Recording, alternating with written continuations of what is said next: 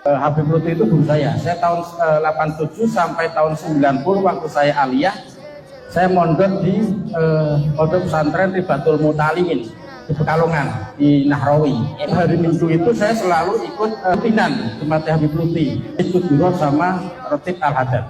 Akhirnya Habib Salim dari Selawi itu mau beli mobil saya. Itu pas hari Jumat, saksinya ada istri saya, ada Muhyiddin yang dari Bojong Sari namanya Kak Husen. Terus waktu sholat Jumat, saya bilang, Beb ini Jumat, tolong Jumatan dulu bareng-bareng gitu.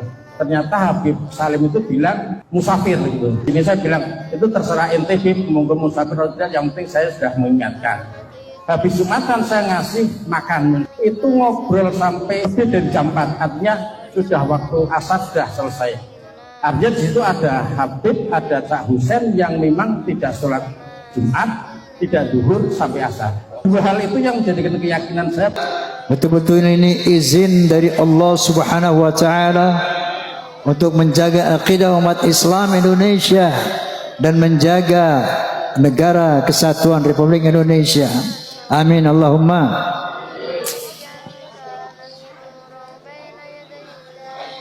Apa itu?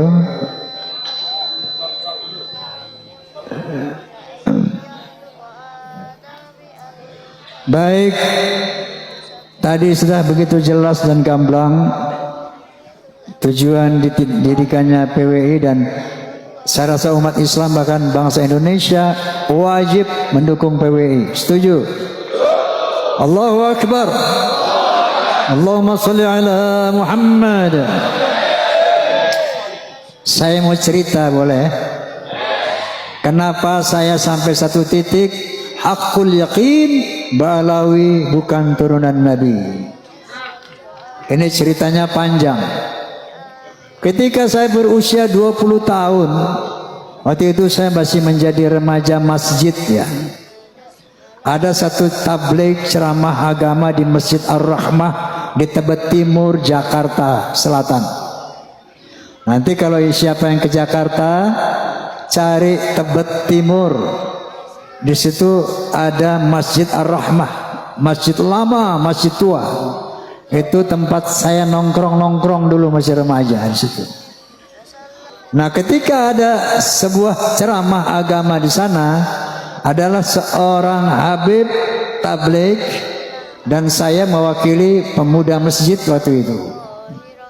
Tabligh ini, Habib ini bilang begini, "Hei, kalau ada seorang Habib, anak Habib, dia mabuk-mabukan, dia berzina, dia berjudi, dia mencuri, jangan kata apa-apa."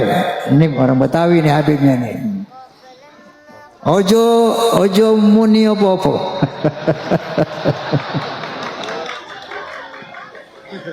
Menengke ae ngono.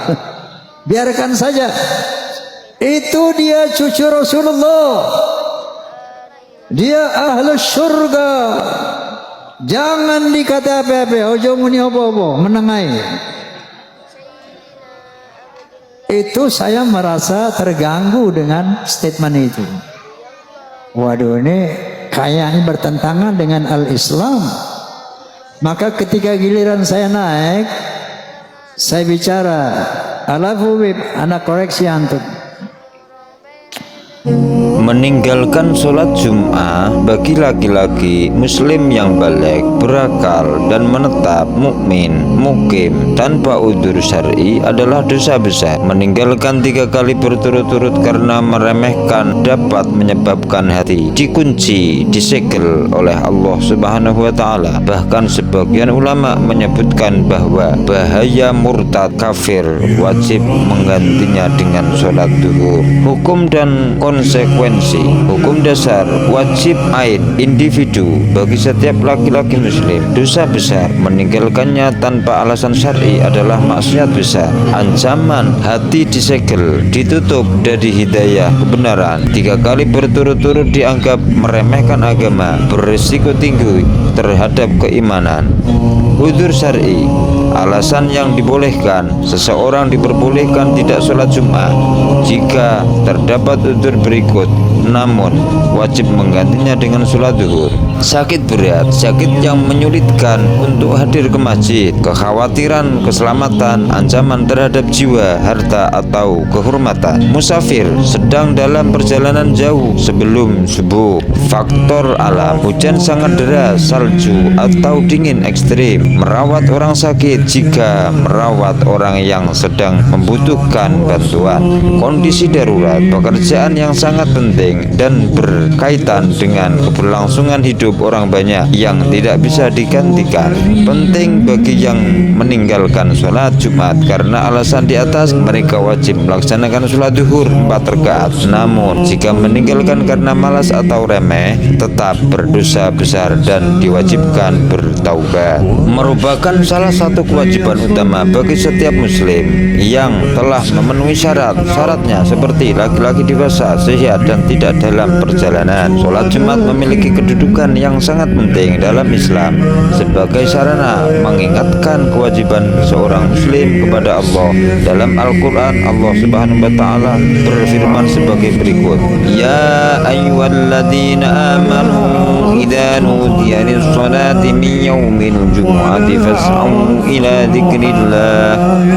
dzikrillahi wa dzarul bai' dzalikum khairul lakum in kuntum ta'lamun. Wahai orang-orang yang beriman, apabila diseru untuk menunaikan sholat pada hari Jumat, maka bersegeralah kamu kepada mengingat Allah dan tinggalkan jual beli.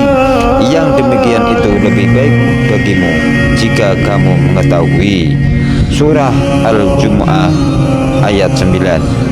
Akan tetapi terkadang sebagai muslim tidak menjalankan perintah sholat Jumat ini, baik karena sengaja maupun karena berhalangan. Lalu bagaimana hukumnya jika kewajiban tersebut ditinggalkan? La yantahiyanna aqwamun aw wada'ihimul jumu'ati aw la yakhtimannallahu ala qulubihim tsumma la yakunanna minal ghafilin. Hendaklah orang-orang berhenti dari meninggalkan Jumat atau Allah pasti akan menutupi hati mereka, kemudian mereka menjadi orang-orang yang lalai. Hadis Muslim. Dalam riwayat lain disebut juga sebagai berikut: Man taraka salata juma'in tahawunan biha taba'allahu ala qalbihi. Barang siapa meninggalkan sholat Jumat sebanyak 3 kali karena lalai terhadap sholat tersebut, Allah akan tutupi hatinya. Abu Dawud. Sementara itu dari Usamah radhiyallahu an berkata bahwa Rasulullah sallallahu alaihi wasallam bersabda, Man taraka salata jumu'atin min ghairi udhrin kutiba minal munafiqin. Siapa yang meninggalkan sholat Jumat sebanyak 3 kali tanpa ada dzur, maka dicatat sebagai golongan orang munafik.